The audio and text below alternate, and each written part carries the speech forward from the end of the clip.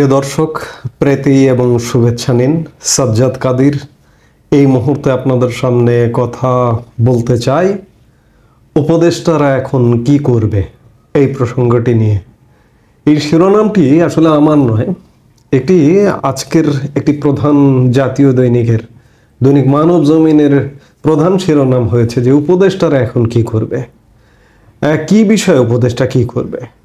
বিষয়টি হচ্ছে যে ছাত্র সমন্বয়কদের যে জুলাই ঘোষণাপত্র সেটি নিয়ে উপদেষ্টারা কি করবে সেই বিষয়টি বলা হয়েছে মানব জমিনের এই সংবাদটিতে বা রিপোর্টটিতে। হঠাৎ করেই আলোচনায় আসে জুলাই আগস্ট বিপ্লবের ঘোষণাপত্রের বিষয়। রাজনৈতিক অঙ্গনে তৈরি হয় চাঞ্চল্য। 31শে ডিসেম্বর এই ঘোষণাপত্র প্রকাশের দিন ধার্য করে বৈষম্য বিরোধী ছাত্র আন্দোলন। তার ঠিক আগের দিন সরকারের পক্ষ থেকে ঘোষণা দেওয়া হয় সরকার এই ঘোষণাপত্র প্রকাশ করবে, এটি মানব জমিনের রিপোর্ট বলছে।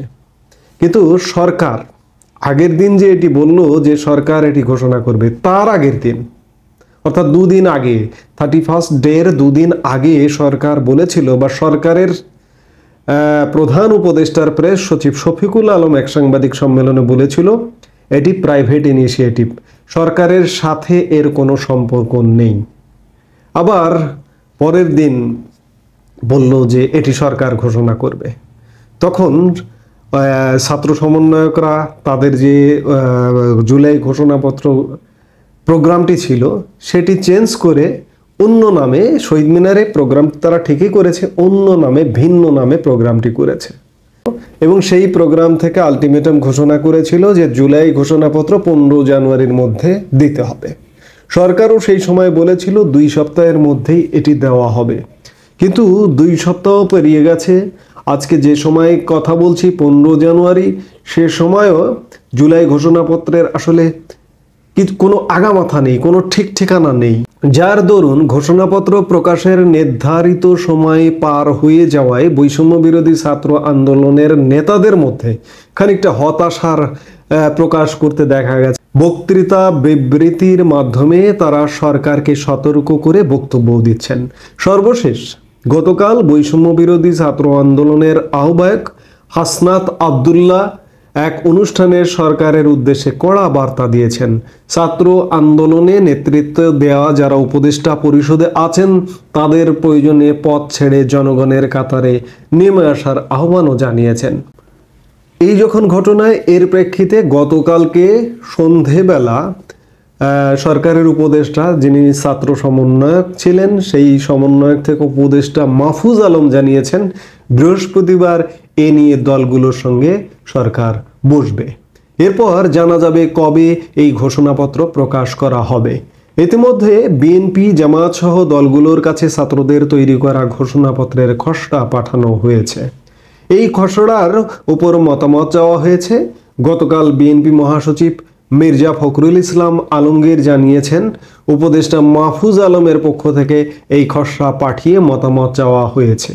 তবে যেহেতু এটি একটি গুরুত্বপূর্ণ বিষয় এবং এখানে সংবিধানের বিষয় আছে, তাই দ্রুতই এ বিষয়ে বিএনপি মতামত দিতে পারবে না। বিএনপির সমমনা দলগুলোর পক্ষ থেকেও এমন ইঙ্গিতই মিলেছে। এমন অবস্থায় বৃহস্পতিবারের বৈঠকে কোন কোন দল অংশ নেবে তা এখনো পর্যন্ত নিশ্চিত হওয়া যায়নি।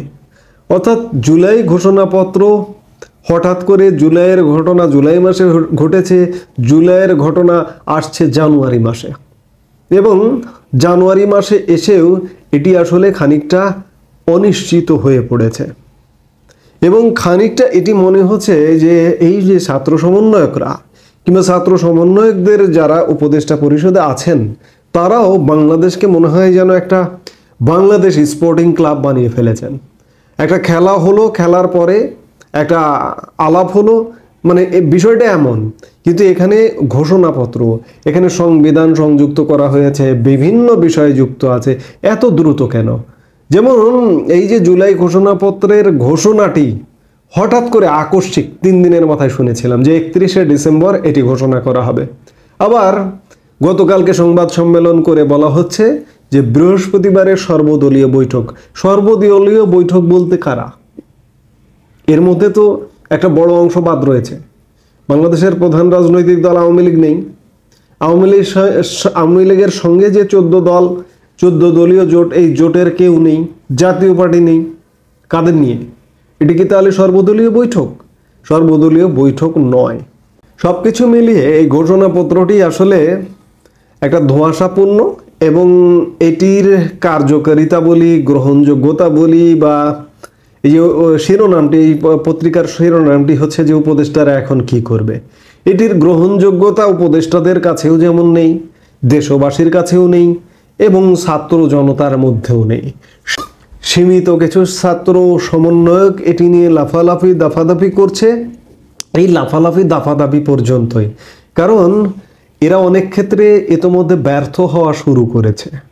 যেমন এরা সংবিধানকে অফ করতে চেয়েছিল, রাষ্ট্রপতিকে অফ করতে চেয়েছিল, এবং এই জুলাই ঘোষণাপত্রের মাধ্যমে এক নতুন সংবিধান রচনা করতে চেয়েছিল। এই জায়গায় কিন্তু বড় প্রশ্ন আছে, বড় বাধা আছে। প্রধান রাজনৈতিক দল বিএনপির পক্ষ থেকে তো বাধা আছেই, এবং বাংলাদেশের মানুষও এটি গ্রহণ করবে না। বাংলাদেশের স্বাধীনতা, মুক্তিযুদ্ধে বিশ্বাসী, মুক্তিকামী মানুষও এটিকে প্রত্যাখ্যান করবে, রিজেক্ট করবে। অর্থাৎ উপদেষ্টারা এখন কি করবে?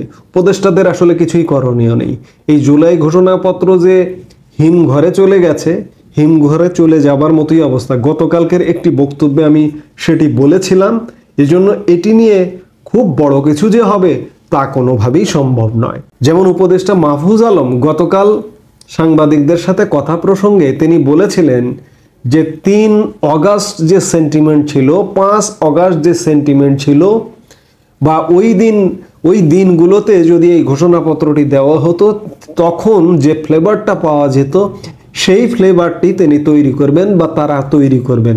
এখানে প্রধান উপদেষ্টা উপস্থিত থাকবেন, উপদেষ্টারা থাকবেন, সকল রাজনৈতিক দল থাকবেন, এমন একটি অনুষ্ঠান করে এই ঘোষণাপত্র দেওয়া হবে। আমি একটু চ্যালেঞ্জ করতে চাই, অগাস্টের বাংলাদেশ, অগাস্টের ফার্স্ট উইকের বাংলাদেশ আর আজকে জানুয়ারির বাংলাদেশ এক নয়, প্রেক্ষাপট পাল্টে গেছে। এখনো যদি স্বপ্ন দেখেন যে ওই অগাস্টের বাংলাদেশের মতো ঘটনা ঘটাবেন, এখন আর পারবেন না। এই ঘোষণাপত্রটা দিয়েই আমি চ্যালেঞ্জ করতে চাই যে আপনারা এটি করে দেখান। করে যেদিন দেখাবেন, দেখানোর পর থেকে আপনাদেরকে স্যালুট জানাবো, তখন আপনাদের কথা বেশি বেশি করে বলবো। এই মুহূর্তে এ পর্যন্তই।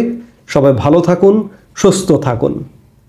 আমাদের ভিডিওগুলো নিয়মিত পেতে সাবস্ক্রাইব করুন Sajjad Kadir and the legends YouTube channel, এবং লাইক, কমেন্ট, শেয়ার করে সাথে থাকুন।